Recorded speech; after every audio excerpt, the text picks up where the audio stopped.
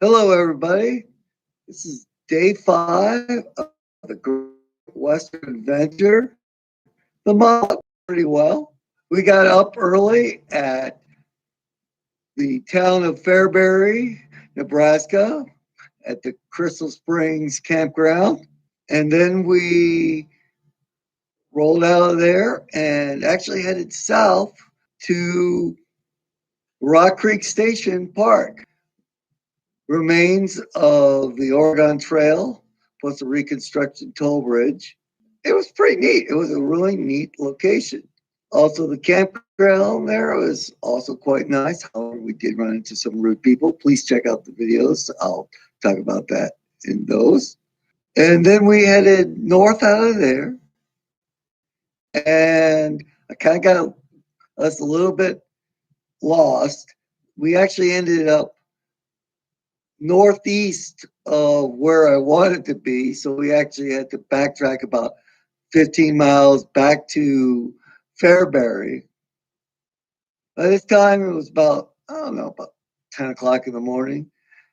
We stopped in at the Walmart where we regained supplies and ice and just kind of planned out the rest of the day.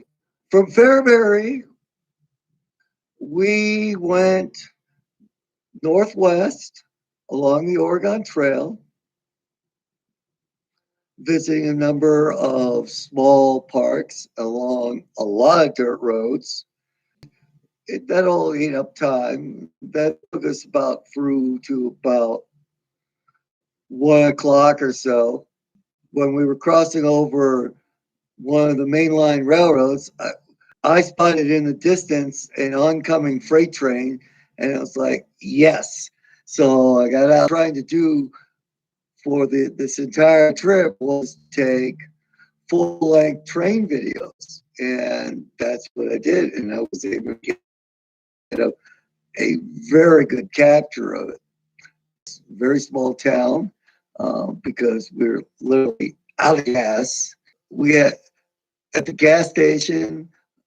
They had a really nice convenience store, very friendly. And the really neat thing is they also have this great collection of classic cars, which they showed us all these pictures. They were really neat.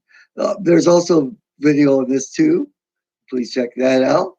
From there, it was starting to get a little later in the day. And as you have watched some of the other videos of the days before, we ended up staying behind. But at this point, we were catching up. So really the idea was to kind of get back on schedule so that we would have time remaining at the end of the trip. So we kind of skipped going directly over the actual route of the Oregon Trail. Part of this is because the roads in this area are really on a square grid, and the Oregon Trail runs diagonal, which makes it really hard to travel exactly where the Oregon Trail ran. The other thing is these are just broad plains. There really isn't that much to see. There is no remainder evidence of the Oregon Trail because it's usually about 2 or 3 miles wide here. And the few monuments that are here are really not of great importance.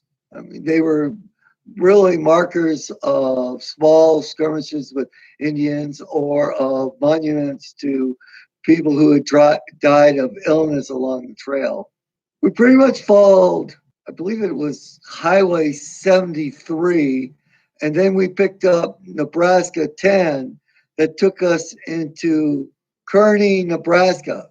But before we actually got to Kearney, Nebraska, we did stop at the historical site of Fort Kearney, which is mostly broad fields. There is a visitor center. It's run by the state of Nebraska. It was interesting. And my partner shot a video, which will also be posted here. From there, we did something unusual and different. As you know, I have a big interest in trains.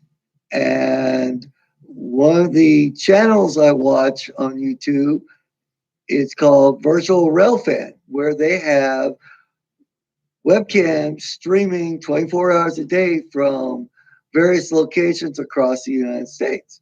Well, one of them happens to be Kearney. Did kind of I had made special signs to kind of wave at the camera to try to get their attention and kind of.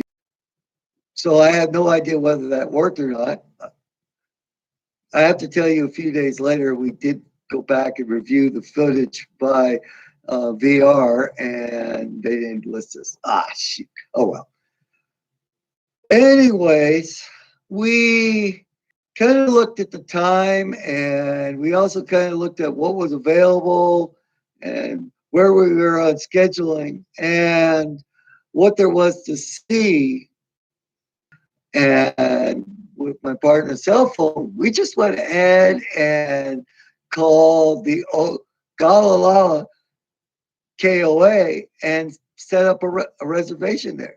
So no matter what time we arrived, we had a space, which kind of went, we could just kind of drive it. And even if we arrived late, we wouldn't have any problems. Now, this did mean giving up on shooting railroad videos along the main line and some of the smaller towns, but sometimes choices have to be made.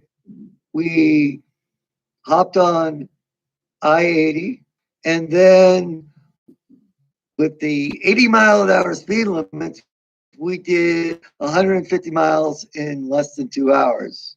Now, I have to tell you about the interstate. It actually is literally on the original pathway of the Oregon Trail. So we really weren't missing such.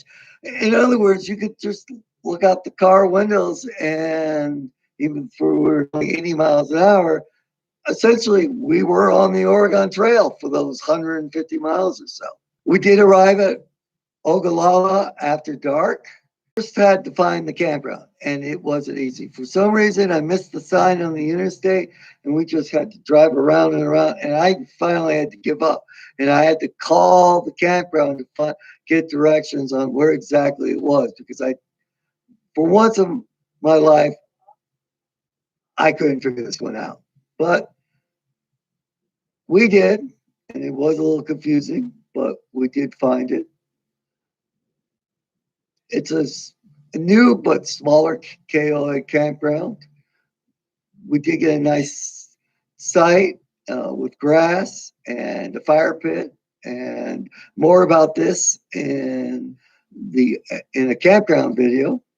After we got set up, it was 7:30. We hadn't eaten dinner. We bypassed the truck stops. We did go to an Arby's, which we had coupons for. So we got a whole bunch of food out of them, went back to the campsite, set up a fire, set up a tent, and just kind of took it easy for the night.